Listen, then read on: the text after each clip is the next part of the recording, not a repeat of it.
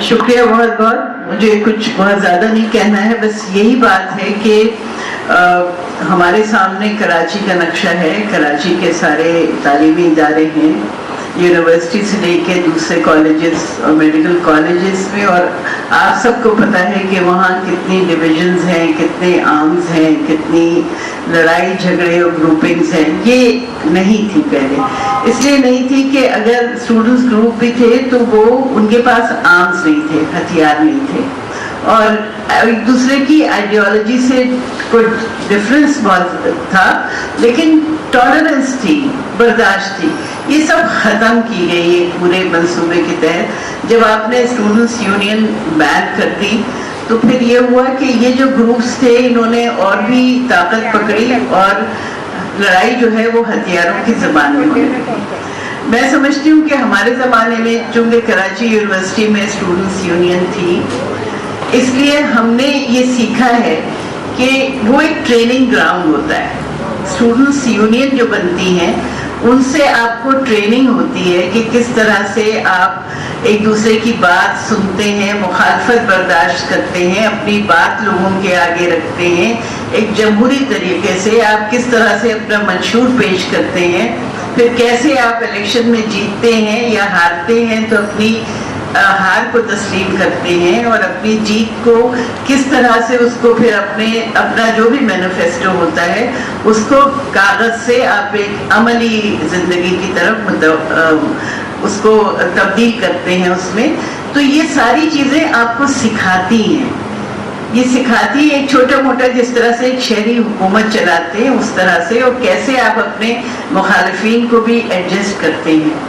تو یہ ساری چیزیں اب نہیں ہوتی. اس میں ہوا کیا ہے کہ ایک عرصہ گزر گیا ہے, 1982 یا 83 میں بین ہوئی تھی اسٹوڈنٹس یونین, 82 میں, جب بہت ہنگامے ہوئے تھے یونیورسٹی میں اور بہت فائرنگ ہوئی تھی, گولیاں چلی تھیں, اسٹوڈنٹس مرے بھی تھے, بہت زخمی بھی ہوئے تھے.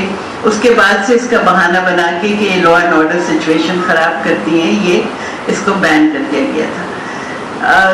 اس کے بعد سے لے کے اب تک جو مجھے کمی نظر آتی ہے کہ جو اس کے بعد کی جنریشن ہے وہ نہیں سمجھتے اس ڈیپتھ میں چیزوں کو. چاہے آپ وہ کوئی موومنٹ لے لیں, چاہے وہ لیبر موومنٹ ہے یا ویمنز موومنٹ ہے یا انوائرمنٹ کی موومنٹ ہے, جو بھی موومنٹ ہے اس میں ایک پولیٹیکل ڈیپتھ کا فقدان ہے.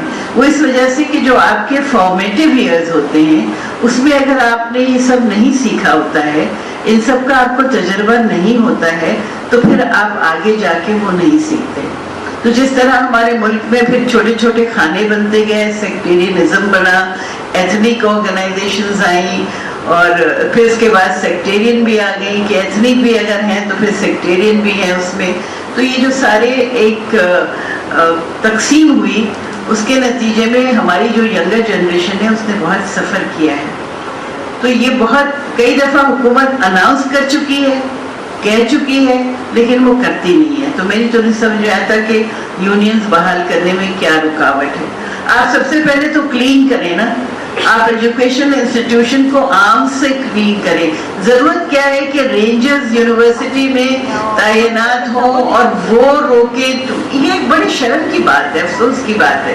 آپ کو یہ ساری جو اس کی جڑ ہے جس کا جو کہ آرمز ہیں, آپ ان کو کلین کریں, آپ یونیورسٹی ایڈمنسٹریشن کو مضبوط بنائیں, آپ اسٹوڈنٹس کی ہیلپ میں. آئی ایم شیور کہ جو اسٹوڈنٹس ہیں ان کو بھی یہ ماحول پسند نہیں ہے کہ وہ سنگینوں کے زیر سایہ جو ہے وہ پڑھیں اور یہ کہیں کہ ہم خود جو ہے وہ امن قائم رکھنے میں ناکام ہو چکے ہیں. ایسی بات نہیں ہے, انہیں موقع دینا چاہیے, اسٹوڈنٹس یونین کو بحال کرنا چاہیے, اور اس سلسلے میں جلد سے جلد اقدام اٹھانے کی ضرورت ہے. Thank you.